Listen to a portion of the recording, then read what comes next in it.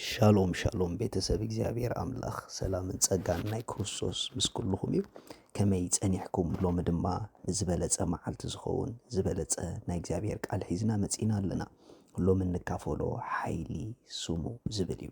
ሓይሊ ስሙ ናይ ክርስትና ዓወት ኣብ ምርዳእ ሓይሊ ስም ኢየሱስ እዩ ዘሎ። ናይ ክርስትና ብሉጽነት ኣብ ምርዳእ ሓይሊ ስም ኢየሱስ እዩ ዘሎ። ናይ ክርስትና ዘይቋርጽ ናይ ክብሪ ጎደና ኣብ ምርዳእ ሓይሊ ስም ኢየሱስ እዩ ዘሎ። እዚ ስም እዚ ሓይሉ ንዝተረድኦ ሰብ ይሰርሐሉ እዩ። እዚ ስም እዚ ክብሩ ንዝተረድኦ ሰብ ይሰርሐሉ እዩ። እዚ ስም እዚ ብትኽክል ንዝተገለጸሉ ሰብ ዝሰርሕ ስም እዩ። እዚ ስም እዚ ትማልን ሎምን ንዘለዓለም ዘይልወጥ ስም እዩ። ትማሊ ይሰርሕ፣ ሎሚ ይሰርሕ፣ ጽባሕ ድማ ይሰርሕ። መጽሓፍ ክዛረብ ከሎ ከምዚ ኢሉ ኣብ ፊልጵ ምዕራፍ 2 ጥቕሲ 19 ከም ዝብል ቃል ኣሎ። ስለዚ ከዓ ኣብ ሰማያትን ኣብ ምድርን ኣብ ትሕቲ ምድርን ዘሎ ኩሉ ብርኪ ብስም ኢየሱስ ምእንቲ ክንብርከኽ ልሳን ዘበለ ንኽብሪ እግዚኣብሔር ኣቦ ኢሉ ክርስቶስ ጐይታ ምዃኑ ክእመን እዩ። ኣምላኽ ናብ ልዕሊ ኩሉ ልዕል ዘበሎ ካብ ኩሉ ስምውን ልዕል ዝበለ ስምውን ሃቦ ኢሉ እዚ ስም እዚ ኣብ ልዕሊ ኩሎም ኣስማት ልዕል ዝበለ እዩ። ኩሉ ኣብ ህይወትኩም ዘጋጥመኩም ስም ኣለዎ። ጭንቀት ስም እዩ። ሕማም ስም ኣለዎ። ድኽነት ስም እዩ። ኩሉ ስም ኣለዎ። ኩሉ ኣብ ህይወትኩም ድገዝአኩም ዘበለ ነገር፣ ኩሉ ኣብ ህይወትኩም ዝመልከኩም ዘበለ ነገር ስም ኣለዎ።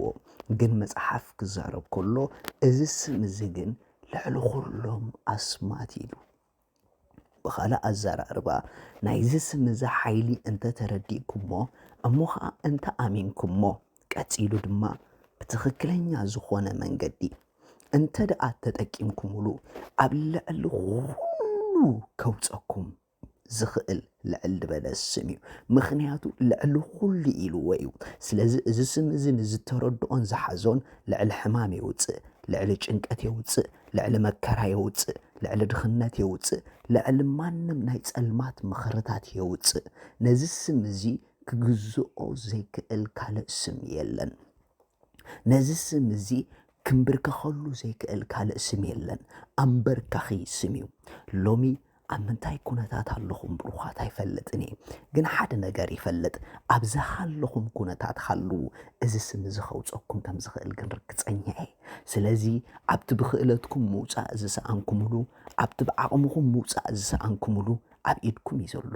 እዚ ስም ተጠቀሙሉ። እዚ ስም እዚ ኣውጅዎ። እዚ ስም እዚ ተዛረብዎ።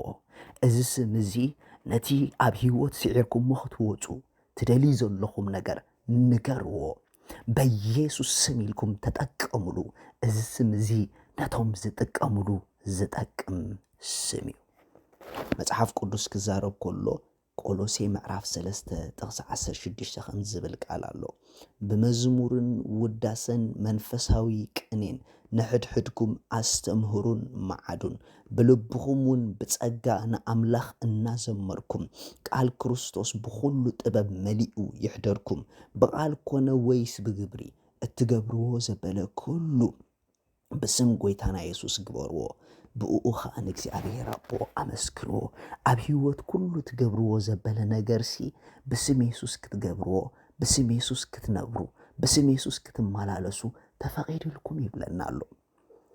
እዚ ማለት በዚ ስም እዚ ሒዝዎ ዘሎ ዓቕሚ፣ በዚ ኣብዚ ስም እዚ ዘሎ ስልጣን፣ በዚ ናይዚ ስም እዚ ብርትዐ፣ በዚ ናይዚ ስም እዚ ልዕልና ክትነብሪ እግዚኣብሔር ኣምላኽ ኣፍቂዱልካን እዩ።